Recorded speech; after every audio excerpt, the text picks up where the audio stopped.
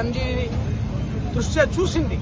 కేంద్ర ప్రభుత్వమే మెడల్ని వంచి ముందుకొచ్చింది. ఈ ఆంధ్రప్రదేశ్ ఎంత, అదిగా కూటమిలో ఉన్న మీరెంత? ప్రశ్నిస్తాం మేమని వచ్చిన వాళ్ళు ప్రశ్నించే వాళ్ళని ఈ విధంగా చేస్తుంటే ఎక్కడున్నారు? మేము ఛాలెంజ్ చేసాం, రమ్మని ఎక్కడికైనా. పుట్టుట్టిగా నేను లెగిస్తే మనిషిని కాదన్నట్టు ఛాలెంజ్ చేస్తున్నారే తప్ప వేదిక చెప్పట్లేదు, రావట్లేదు ముందుకి. రండి, మీరు మంచి చేస్తుంటేదిగో మేము ఇట్లా చేసాం, మా దగ్గర తప్పులేదని మాట్లాడండి. వచ్చి ఒక చక్కగా ఒక రౌండ్ టేబుల్ పెట్టండి. మీరు ఎవరు వస్తారో చెప్పండి, మేము ఎవరు వస్తామని చెప్తాం, కూర్చుందాం, అన్ని పార్టీలను పిలవండి, కావాలంటే మాట్లాడదాం జరిగిన అవకతవకలన్నింటి మీద. అది మానేసి ఏంటిది ప్రజాస్వామ్యానికి ఇది మచ్చలు లాంటివి కాదా ఇవన్నీ? మీరు ఇప్పుడు ఏం చేస్తున్నారు? ప్రజలకు తెలియజేస్తున్నారు, పార్టీలకు తెలియజేస్తున్నారు ఇట్లా కూడా చేయొచ్చని. దీన్ని మేము తీవ్రంగా ఖండిస్తున్నాం. మీరెంత నొక్కితే అంతగా ఉధృతంగా మేము వస్తాం, ఖచ్చితంగా చేస్తాం. మేము చట్ట వ్యతిరేకంగా ఏ పనులు చేయం, శాంతికి విఘాతాన్ని కలిగించాం. ఈ సమాజంలో జరుగుతున్న వాటి మీద వెలుగెత్తి చాటుతాం. మీరు చెప్పిందే కదా, నిరుద్యోగ వృత్తి జగన్ గారి కన్నా ఎక్కువ చేస్తున్నారు కదా, ఫీజు రీంబర్స్మెంట్. వీళ్ళ పరిస్థితి ఏంటి? కాలేజీల్లో, అటానమస్ కాలేజీల్లో మీరు వచ్చినప్పుడు డబ్బులు తీసుకోండి, మీరు ఇక్కడ డబ్బులు కట్టకుండా ఏమైనా చేస్తే మేము ఒప్పుకోమని చెప్పి బలవంతాన ముక్కు చెవులు పిండి డబ్బులు వసూలు చేస్తున్నారు. తర్వాత మీరు తీసుకోండి అంటున్నారు. ఫీజు రీంబర్స్మెంట్ మీదే కదా ఈ పిల్లలంతా జాయిన్ అయింది. నిరుద్యోగ వృత్తి ఏం చెప్పారు మీరు? ఇంత చేస్తాం, అంత చేస్తాం, ఇన్ని లక్షల ఉద్యోగాలు ఇస్తామని చెప్పారు. అసలు నిరుద్యోగుల్ని, చదువుకున్న వాళ్ళని ప్రభుత్వంలో భాగస్వాములు చేస్తూ వాలంటీర్ వ్యవస్థ సృష్టించి, వాలంటీర్ వ్యవస్థ ద్వారా ప్రభుత్వంలో భాగస్వామ్యం కల్పిస్తూ ప్రజాసేవలో వాళ్ళకి స్థానం కల్పించిన వాళ్ళందరినీ ఏం చెప్పారు? 10,000 అని చెప్పి తీసేసి నిరుద్యోగ వృత్తి ఇస్తామని చెప్పి ఏం చేశారు? మీరేం చేస్తున్నారు? అదే వ్యవస్థ ఉంటే ఇవాళ మీరు చేసే తప్పులన్నీ బయటకు వచ్చాయి కదా. మీకు భయం, పారదర్శకంగా మీరు ఉండలేరు కాబట్టే వ్యవస్థలన్నీ రద్దు చేశారు. ఎందుకని? వాళ్ళు ఉంటే వాళ్ళన్నీ చెప్తారు, ఎట్లా అని చెప్తారు. ప్రభుత్వానికి ప్రజలకి మధ్య సారథులుగా ఉన్నారు వాళ్ళు. మీరు చేసే తప్పులన్నీ వాళ్ళు చెప్పేవాళ్ళు కాబట్టే తీసేశారు. మేము ఏమడుగుతున్నాం? మీరు చెప్పినే చేయమంటున్నాం కదా. జగన్ గారి కన్నా మించిగా చేస్తా అన్నారు కదా. ఫీజు రింబర్స్మెంట్ అడుగుతున్నాం, నిరుద్యోగ వృత్తి అడుగుతున్నాం. అవకతవకలు మీరు చేయలేదా? రండి, అంచెలుగా చెప్పాం. కన్వీనర్ ఎందుకు మార్చారని అడిగాం. అవుట్ సోర్సింగ్ విద్యార్థి ఎందుకున్నాడు SCRT అని అడిగాం. అతనికి ర్యాంక్ వస్తే అతనికి జాబ్ ఎందుకు ఇవ్వలేదు, ఎందుకు పక్కన పెట్టారని అడిగాం.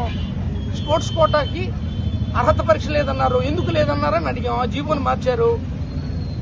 మీ ఇష్టం వచ్చినట్టు సర్టిఫికెట్లు ఇచ్చారు. ఒలింపిక్ సంఘం అధ్యక్షుడు అడుగుతున్నాడు కదా పురుషోత్తం గారు, అవకతవకలు జరిగినాయి, స్పోర్ట్స్ సర్టిఫికెట్ వాళ్ళు ఇష్టం వచ్చిన వాళ్ళకి ఇచ్చారు, నిజమైన వాళ్ళకి ఇవ్వలేదు అని ఆయన క్లియర్ గా చెప్తున్నాడు కదా. క్రిస్టల్ క్లియర్ గా చెప్తున్నాడు. ఆడియోలు బయటకు వచ్చినాయి, డబ్బులకు పోస్టులు అమ్ముకుంటున్నారని. ఇవన్నీ మీకు తెలియజేశాం కదా. చివరికి 1:1 అని పిలిచారు. చివరికి ఏం చేశారు? పిలిచినంత మాత్రాన కాదని చెప్పారు. ఇవన్నీ స్పోర్ట్స్ కోటాలో మీకు తెలిసిన వాళ్ళకి, మీకు ఇష్టం వచ్చినట్టు అర్హత లేని వాళ్ళకి, గేమ్స్ లో కూడా పార్టిసిపేట్ చేయని వాళ్ళకి మీరు సర్టిఫికెట్లు ఇచ్చారు, దొంగ డేట్లు వేసి ఇచ్చారు. అసలు ఆటల పోటీలు జరగని ఆటలకు కూడా ఆ డేట్లు ఇచ్చినట్టు చెప్పారని క్లియర్ గా చెప్తున్నారు కదా.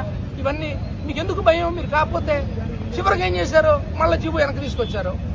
జీవో వెనక్కి తీసుకొచ్చి అర్హత పరీక్ష తప్పనిసరి అని చెప్పారు. మ్యాథమెటిక్స్ టీచర్ మ్యాథమెటిక్స్ చెప్పాలంటే ఆ పరీక్ష పాస్ అవ్వాలి కదా. పరీక్ష పాస్ అయిన తర్వాత కదా మీ స్పోర్ట్స్ రిజర్వేషన్ వచ్చేది. ఇదే కదా. ఒక సైన్స్ టీచరు సైన్స్ చెప్పాలంటే ఆ పరీక్ష పాస్ అవ్వాలి కదా.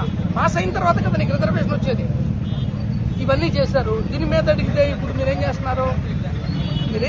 ఎవరు మెప్పు కోసం చేస్తున్నారు? ఇవన్నీ ప్రజలు గమనించరా? ఇవన్నీ ఖచ్చితంగా బాధ్యతాయుతమైన పార్టీగా, 40% ఉన్న పార్టీగా మేము నిలబడతాం. ప్రజల తరఫున చేస్తాం.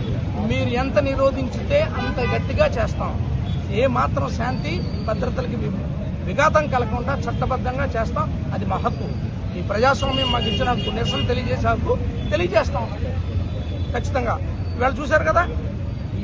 ఇంకా చేస్తే ఇంకా రేపు ఇంకా ఎక్కువ వస్తారు. ఇప్పటికే చాలా ఉవ్వెత్తులు వస్తున్నారు. అందరికీ తెలిసిపోయింది ఇప్పుడు.